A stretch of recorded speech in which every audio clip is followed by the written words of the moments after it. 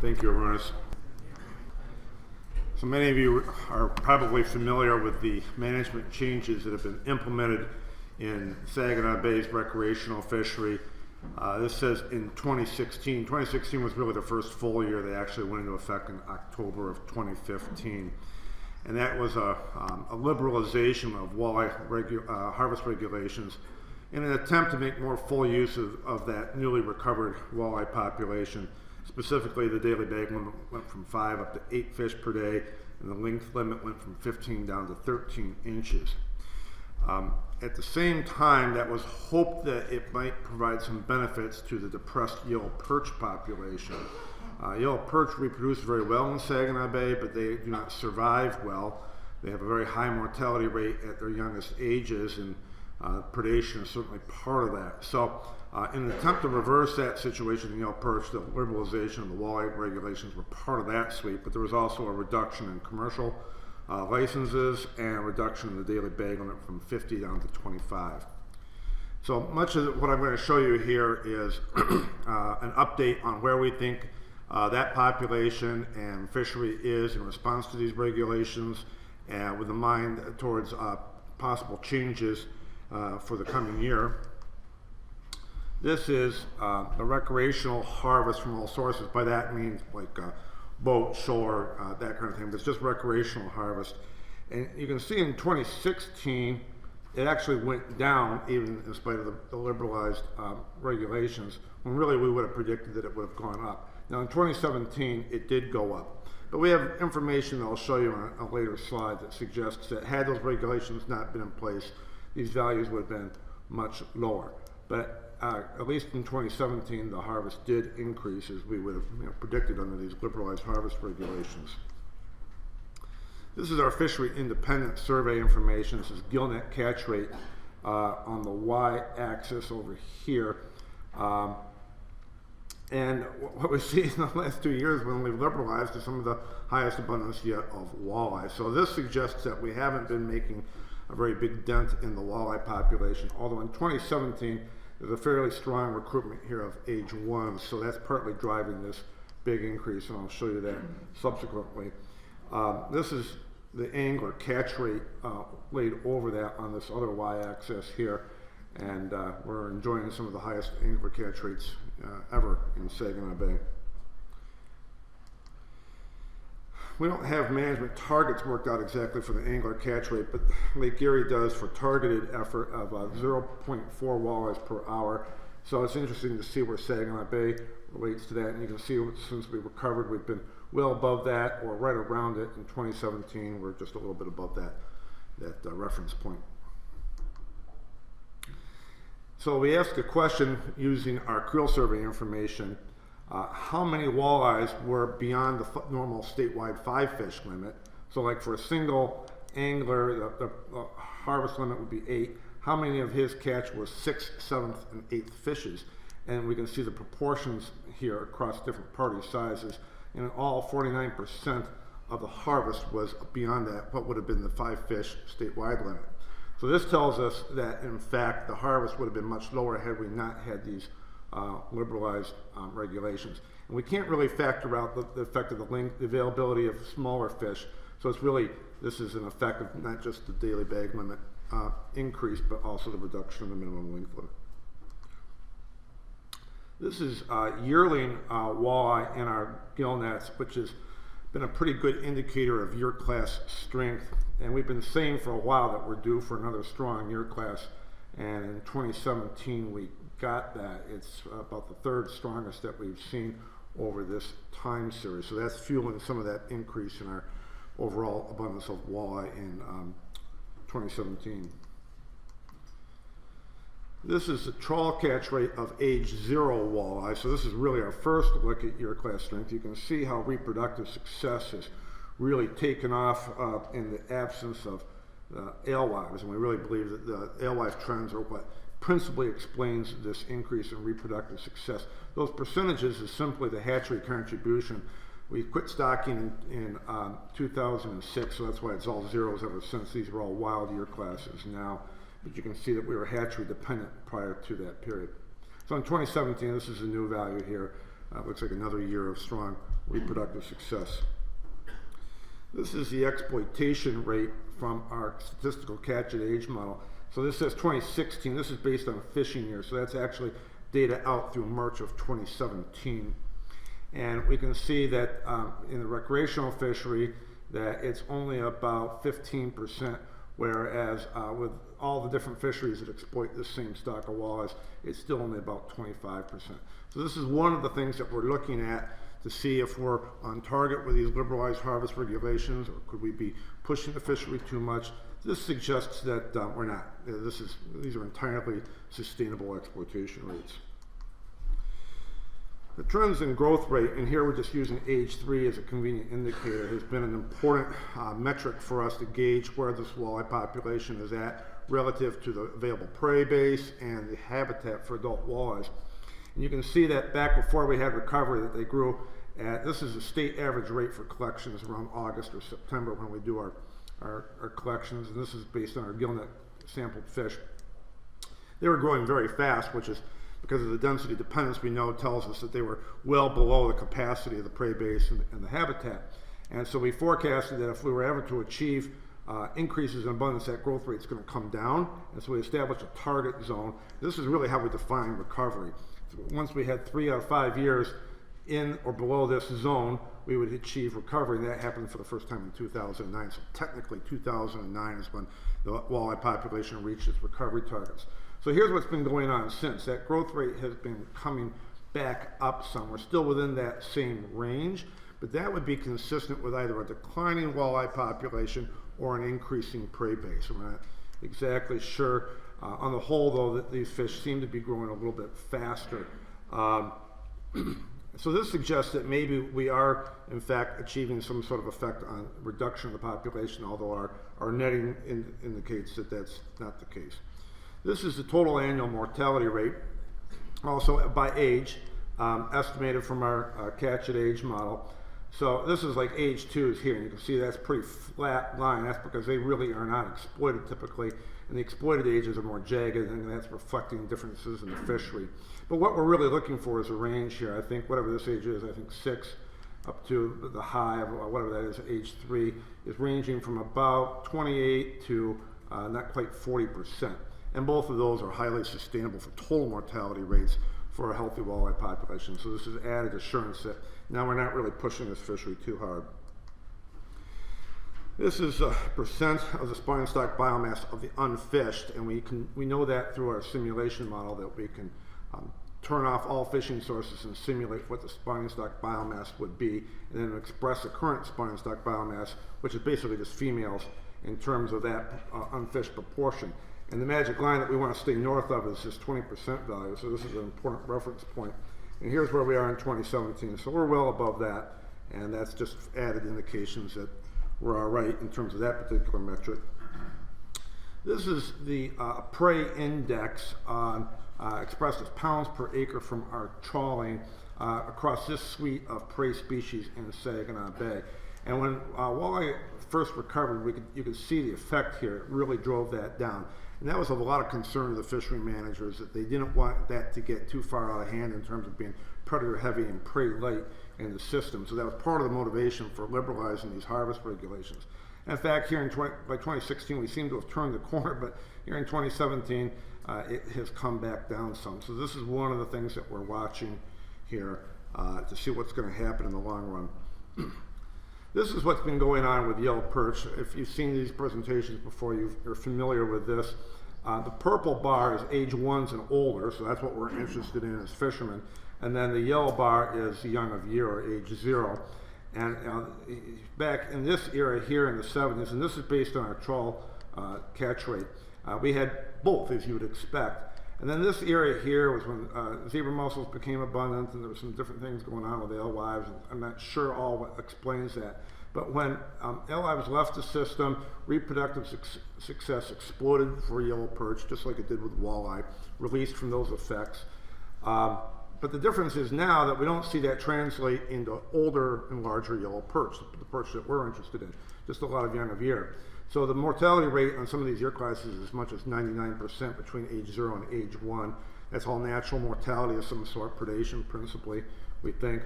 And so what we're looking for is if the walleye population is reduced and it does have the desired effect, we might see an increase in this purple bar, and so far in 2017 we really haven't seen that. So if you have to have a problem with your perch population, it's good that it's a mortality issue and not a reproduction issue. And they're reproducing very well, but they aren't surviving very well. They're really functioning more as a prey fish population. In fact, this is actually one of the, if you saw the Cisco talk yesterday about the reintroduction study, this is something that we're hoping Cisco might benefit by providing a predation buffer ultimately to protect perch and shift foraging pressure from walleyes and other predators onto Cisco instead of perch. So the managers have reviewed all this and some additional information that I don't have time to show you, and the conclusion was for at least 2018 is to maintain these liberalized harvest regulations, but they're being revisited every year, and I think there is a willingness to go more conservative, maybe even next year, but that hasn't been decided yet. We have heard that the fishery, the ice fishery this year is very intense. We'll be getting that creel survey information soon, and we'll get a look at that to see what's going on there. But on the whole, we don't really see like the population is showing a lot of response to these liberalized harvest regulations. Part of what's driving that, or failing to drive change really, is that the fishing effort has really not increased any. It's declined over the last 25, 30 years in Saginaw Bay. In spite of this recovery of the walleye population, fishing effort is at some of its lowest. And so that's, without the effort there, these regulation changes just aren't having a lot of effect. But we'll be watching that, and there's some talk about possibly opening up the Saginaw River year-round instead of a closed season in the spring. That hasn't been decided yet, but there's talk about that. There's also talk about extending the 25 fish daily bag limit reduction to the watershed, not just the bay waters. But those are all to still be decided. I think at that point I'll turn it over to Chris, and he'll catch you up on what's going on in the Ontario waters.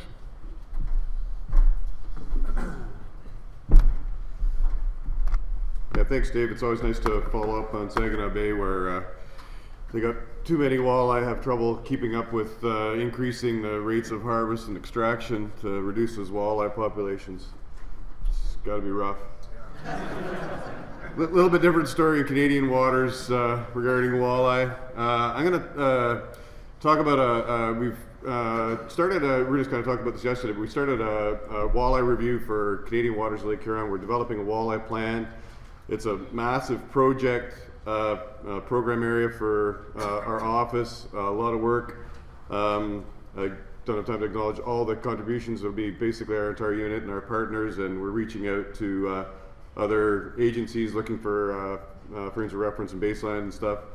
And so I'm going to just try and scratch the surface here in about 15 minutes and talk about some of the work, kind of review the plan and our approach, and talk about a little bit of the data we've got so far. So the objectives of this, we've kind of got a renewed focus on walleye assessments for the next little while. Looking at walleye populations primarily in nearshore areas, and this is because there's key aspects of their population dynamics. It's an intersection with nearshore fisheries where a lot of the interest in terms of harvest and exploitation and angling for walleye and indigenous harvest and commercial harvest is occurring. I'm going to try and fill in some gaps to inform our walleye plan.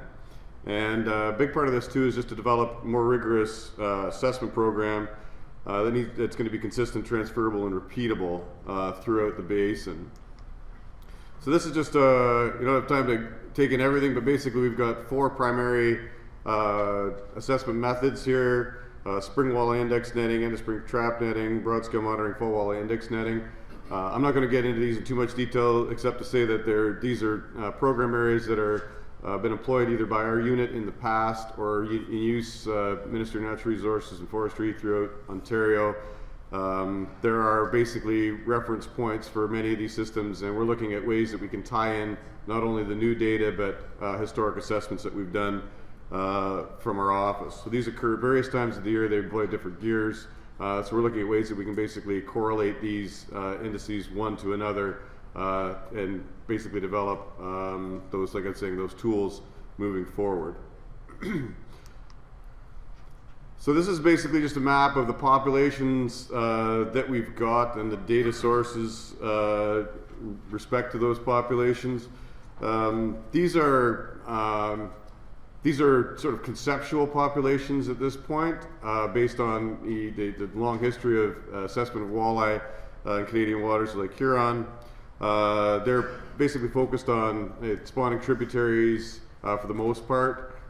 They may or may not be, quote, individual populations. There may be some mixing where there's some genetics work that's been done that indicates that's the case for some of them, and we're continuing to try and expand on that. And you can see we've got, the ones that are in green here are the ones that we've got pretty reasonable data for. Ones in yellow are populations that we know about, but for one reason or another we don't have any real information. And then we've got some that are just basically, information coming from other sources that indicate there's populations there that we don't really know much about them. So we're going through, I'm just going to sort of march through our next few years here. We started in 1415 with the French River, moved to Chequamegon River 1516, Spanish River 2016, and then last year, and Severn we started last year, we're going to be doing again this year. The Mississauga River here 1819, and then kind of ending our more recent work here, focus effort in the Bay of Islands. That last one may change. One of our partner agencies, AOFRC, is doing some work there, so we may actually relocate that one. But this is kind of the plan that we've done so far. So this is just basically a stepwise sort of diagram indicating how that work was designed to occur. Animation. Yeah. So this is kind of where we're at right now. So we're doing all four of those assessment methods.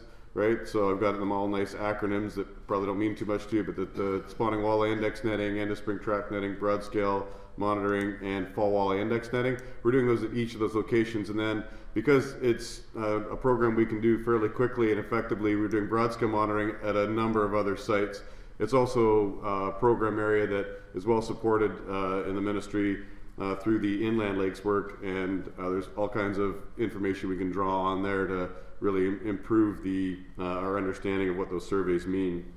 And then in each of those locations, we're also doing Creole 1 of the 2 years, just to try and get a point in time, understand when a population is at a certain point, how that's doing for what we're seeing in terms of the recreational fishery in those areas. And of course, most of these areas we've got things like our commercial monitoring regularly, and we're working with Indigenous communities to try and get a better understanding of their needs and harvest rates as well. So that's kind of how it's designed. At this point, these are the focal populations that we're working on in areas, and just kind of go through. So it's just going to provide a really quick update here in terms of what we've done so far. So this is the broad scale monitoring catch rate. So this would be basically related to the abundance of the populations. The y-axis here is just fish per net per night. And it's sort of meant to be meaningful. I used a comparison where there's 498 lakes been done in the inland systems in Ontario, what they're calling Cycle 1 for that program. So there's, out of those 498 lakes, the mean catch rate across the board is basically 2.58. So that's the average. So the y-axis here is the average for almost 500 surveys that have been done. And these are the results from our assessment. So we got the French River done in 1415. Key River next to that was just last year. Magnetawan, Moon, Perry Sound, Severn, Chequamegon, Chequamegon in Spanish. It's not really critical that you kind of know each one of those systems. Their individual surveys are the bars, but basically that the catch rates in these cases are all well below the average. Of these 19 surveys, 14 of them would be in the bottom quartile of those 500 lakes that have been surveyed. So the key point here basically is just that the abundance that we're seeing in our surveys, the nearshore surveys, is quite low relative to the metrics that are being delivered for average lakes throughout Ontario. We're a different system, right? We're a much bigger lake. We don't really know how it's going to relate, but the areas that we're surveying, these are not offshore areas, these are nearshore areas that should have most of the walleye that are going to be present. So as I say, abundance, what we're taking from this is that abundance seems to be at a low level, kind of across the board. One nice thing about this though is that we are seeing walleye pretty much everywhere we're going with these surveys. Although they're lower densities in some of these places like Parry Sound and the Magnetawan River area, there are walleye in those areas, and we're seeing good age distributions. As we've got here, this is just this isn't by any means all of them, but I just picked out some kind of at random. So these are age compositions, with 0 being the first bar, and then age 11 on the far right hand side. So these are just sort of typical age compositions of walleye in these areas. So the nice thing about this is we are seeing recruitment most years. We are seeing walleye produced most years. Most places we do see young walleye. There aren't any real gaps in terms of places that are completely devoid of reproduction. So these seem to be just basically chronically low. We've got low abundance, and recruitment is generally speaking low in these cases. Like I said, there are some where we've got more sporadic recruitment, like the Magnetawan River here. Spanish River, we're seeing more consistent recruitment. The French River, every second year. Magnetawan, bigger gaps. So there's some places that we're kind of looking at as this will help us basically as provide a tool for where we can find maybe opportunities for other things in terms of rehabilitation. But that's one of the things that we're going to be putting into this. So we've got 2 population estimates from these surveys so far. So we're doing basically just Floy and then dorsal spine clips to get Peterson mark recapture estimates.